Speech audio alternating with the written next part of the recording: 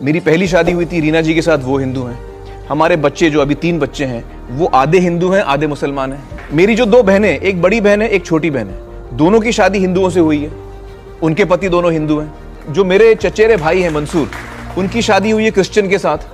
मेरा सवाल है कि अगर एक मुस्लिम लड़का और एक हिंदू लड़की शादी करे और अगर ऐसा हो कि वो मुस्लिम लड़का हिंदू लड़की के घर में नमाज पढ़े और वो हिंदू लड़की उसके घर में जाकर पूजा भी करे, तो ये क्या जायज़ है या नाजायज़ है?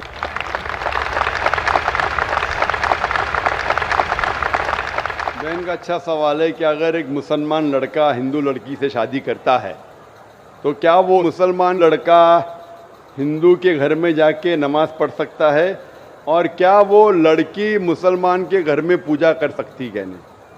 सबसे पहले कुछ शराइत है हर चीज़ के।